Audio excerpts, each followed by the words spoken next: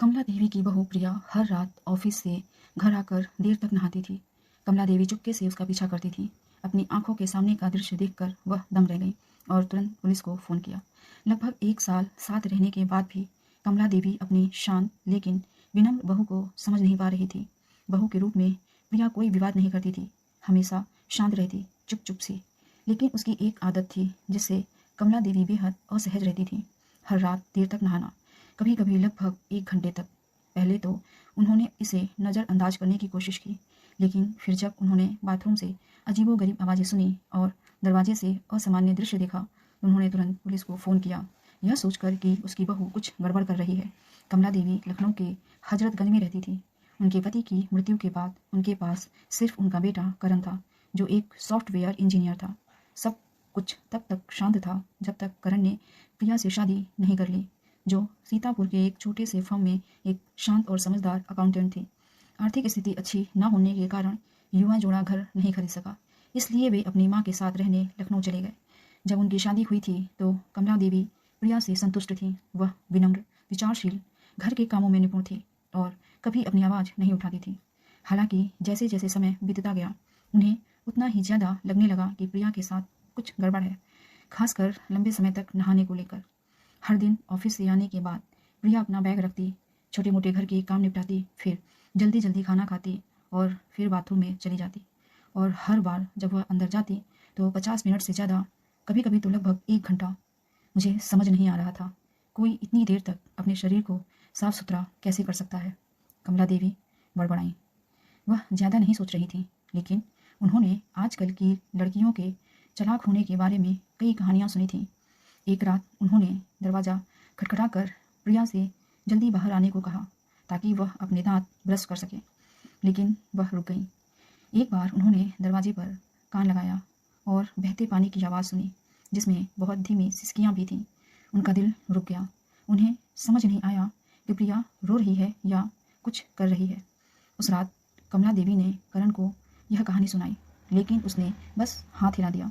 मेरी पत्नी काम के तनाव में है, इसलिए शायद उसने आराम करने के लिए नहाया होगा। चिंता मत करो माँ, कुछ भी असामान्य नहीं है। लेकिन उसका अजीब व्यवहार बंद नहीं हुआ। कमला देवी ने देखा कि प्रिया अक्सर अपने अंडरवियर अलग से धोती थी, किसी को छूने नहीं देती थी। वह अक्सर बाथरूम में एक छोटा सा बैग भी ले जाती थी और बाहर आकर उसे सावधानी से रख देती थी। एक बार कमला देवी ने उसे एक सुगंधित मोमबत्ती और एक डायरी ले जाते हुए देखा। लोग कहते हैं अंतरात्मा का अपराध बोध। कमला देवी को अपनी बहू पर शक होने लगा कि उसने कुछ गड़बड़ कर दी है। शायद अवैध पदार्थों का सेवन कर रही है, कोई अजीबोगरीब अनुष्ठान कर रही है। वह डर भी गई थी, कुछ भी स्पष्ट नहीं हो रहा था। प्रिया उदास थी और खुद को नुकसान पहुंचा रही थी। उस रात जब प्रिया नहा रही थी, कमला देवी ने बाथरूम के दरवाजे की दरार से झांक कर देखने का फैसला किया कि क्या हो रहा है। पीली रोशनी में उन्होंने देखा कि प्रिया जमीन पर बैठी है, अपने घुटनों को पकड़े हुए। उसके बाल गीले हैं। उसने न तो अपने बाल साफ किए और न ही धोए, बस चुपचाप बैठी रही। कभी कभी अपने पेट को सहलाती, फिर अपना चेहरा ढक लेती, मानो आंसू रोकने की कोशिश कर रही हो। यह दृश्य देखकर कमला देवी स्तब्ध रह गईं। समझ नहीं पा रही थी कि क्या हो रहा है और घबराकर उन्होंने तुरंत पुलिस को फ़ोन किया और बताया कि घर में कोई असामान्य व्यवहार कर रहा है, शायद आत्महत्या कर रहा है। पुलिस आ गई। पूरा मोहल्ला अफरा तफरी में डूब गया। बाहर शोर सुनकर प्रिया बाथरूम से बाहर आई। उसका चेहरा अभी भी सूखा था और जब उसने पुलिस को लिविंग रूम में खड़ा देखा तो वह उलझन में थी। जब उसने कमला देवी को फ़ोन करने का कारण बताते सुना तो उसने कोई प्रतिक्रिया नहीं दी, बस सभी को कमरे में ले जाकर अकेले में बात करने की अनुमति मांगी। 1 घंटे से ज़्यादा समय बाद पुलिस बिना कोई रिकॉर्ड बनाए सिर्फ परिवार को बात करने की याद दिलाते हुए चली गई, ताकि गलतफहमी न हो। जहाँ तक कमला देवी की बात है, प्रिया फिर बैठ गई और उन्होंने वह पूरा सच बता दिया जो उसने इतने लंबे समय से छिपा रखा था। प्रिया काफ़ी देर तक चुप रही और फिर बोली, मैं आपको दोष नहीं देती माँ। दरअसल मैं देर तक नहाती थी क्योंकि लगभग 1 साल पहले करण से शादी से पहले मेरा गर्भपात हो गया था। कमला देवी स्तब्ध रह गई। प्रिया ने रूंधे गले से कहा, मैंने कोई गैरकानूनी बात नहीं छिपाई, कोई बीमारी नहीं, कोई अंधविश्वास नहीं, लेकिन वह समय मेरे लिए बहुत बड़ा सदमा था। जब मैं दिल्ली में नौकरी करती थी तब मुझे एक लड़के से प्यार हो गया था। उस दौरान मैं अपने प्रेमी से गर्भवती हो गई थी। वह डर गया और उसने मुझे छोड़ दिया। मैंने उसे बहुत ढूंढा पर मुझे कहीं नहीं मिला। वो मुझे छोड़कर भाग गया। मुझे खुद डॉक्टर के पास जाना पड़ा और फिर दुर्भाग्य से मेरा गर्भपात हो गया। कोई भी मेरे साथ नहीं था।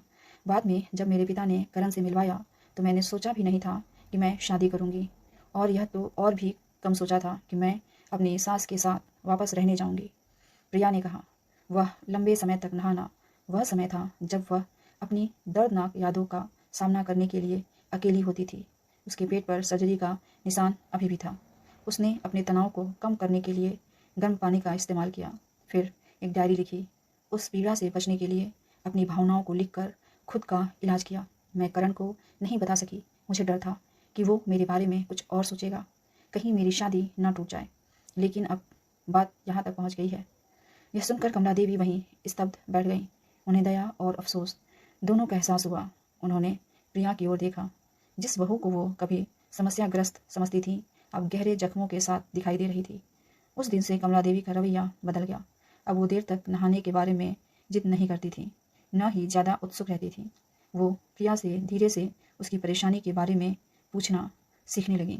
उसे साथ में बाजार ले जाने, साथ में खाना बनाने और दो दोस्तों की तरह बातें करने के लिए प्रोत्साहित करने लगी। प्रिया की बात करें तो अपनी भावनाएं साझा करने के बाद उसे भी राहत मिली। हालांकि ज़िंदगी अभी भी मुश्किल थी, कम से कम उस छोटे से घर में सहानुभूति तो होने लगी थी।